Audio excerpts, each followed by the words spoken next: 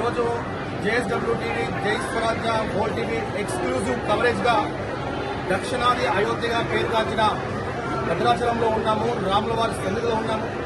మనతో చాలా మంది రామభక్తులు ఉన్నారు.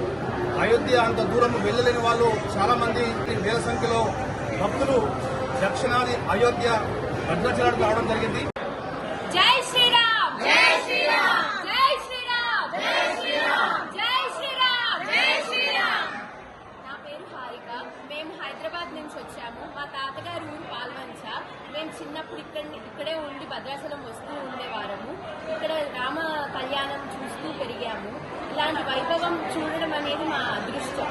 ఇలానే ఇప్పుడు ఈ సంవత్సరం 22వ తారీఖున అయోధ్య నగరంలో రామ ప్రతిష్ట జరుగుతుంది.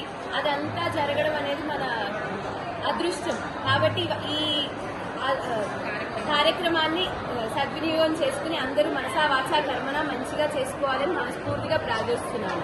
జై శ్రీరామ్, జై శ్రీరామ్, జై శ్రీరామ్, జై శ్రీరామ్, జై శ్రీరామ్, జై శ్రీరామ్.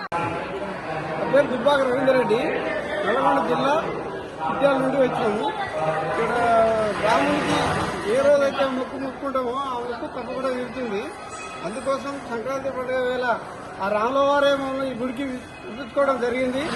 ఆ భగవంతుని ఎన్నోసార్లు ఎన్నో కోరికలు కోరడం జరిగింది. ఆ కోరికలన్నీ కూడా తీర్చిండు.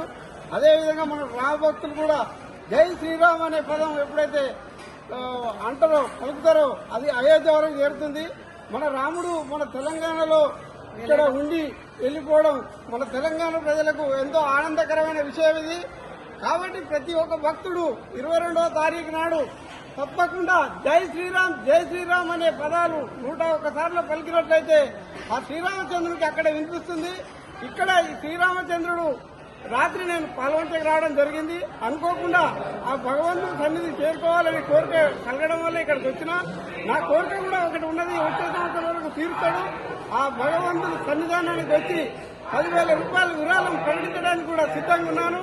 నేను ఇంతకుముందు కోరుకున్న కోరికలన్నీ కూడా తీర్చిండు. ఏ కోరిక కూడా ఆపకుండా చేసే దేవుడు అంటే మన రావడానికి చెప్పుకోవచ్చు.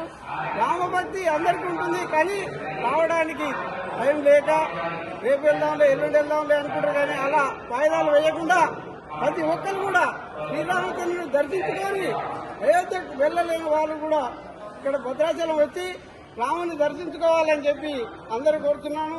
ఇక్కడ క్యూ లైన్ లో కూడా భక్తులు చాలా భక్తి శ్రద్ధలతోటి అతి జాగ్రత్తగా నడవడం, ఇక్కడ ఉన్న పోలీసు వ్యవస్థ కూడా మంచిగా సహకరిస్తున్నారు.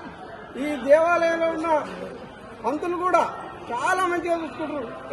ఎలాంటి కార్యక్రమాలు కూడా ఇక్కడ దోహదం ఇబ్బంది లేకుండా జరుగుతున్నాయి. కాబట్టి ప్రతి ఒక్క భక్తుడు మన శ్రీరామచంద్రుని దగ్గర రావాలి, కోరికలు కోరుకోవాలి, తీర్పించుకోవాలి. రాముడే తీరుస్తాడు. నాకేం తీర్చిండు, నాకేం చేసిండు అనేది కాకుండా ప్రతి ఒక్కరికి ప్రతి ఒక్క కోరిక తీరుస్తాడు. నాకైతే నేను అనుకున్న కోరికలు తీరుస్తూనే ఉండు. ఇప్పటివరకు పర్లేదు, బాగానే ఉంది. కాబట్టి ప్రతి భక్తుడు కూడా శ్రీరామచంద్ర జై శ్రీరామ్ అనే పదాలు పలకాలని కోరుతున్నాను. జనవరి 22న అయోధ్యలో రాముని ప్రాణ ప్రతిష్ఠ సందర్భంగా మనము అయోధ్యకు వెళ్ళలేం కాబట్టి జేఎస్డబ్ల్యూ టీవీ వాళ్ళు దక్షిణాది అయోధ్యగా పేరుగాంచిన తెలంగాణ జిల్లాలోని భద్రాద్రి అంటే భద్రాచలం మనం ఇక్కడికి వచ్చాము. సో ఇక్కడికి వస్తే అక్కడికి వెళ్ళినట్టే. నమస్కారం, నా పేరు మహేశ్వరి. మరి ఈరోజు మేము దక్షిణాదిగా పేరుగాంచిన భద్రాచలంలో ఉన్నాం. ఏదైతే రాముల వారి మందిరమో ఈ నెల 22వ తేదీన అయోధ్యలో జరిగే రాముని ప్రాణ ప్రతిష్ఠ విగ్రహం ఏదైతే పూజ ఉందో దానికి మనం వెళ్ళలేం కాబట్టి మేము ఈ రోజున మరి భద్రాచలానికి వచ్చాము. మాకెంతో సంతోషంగా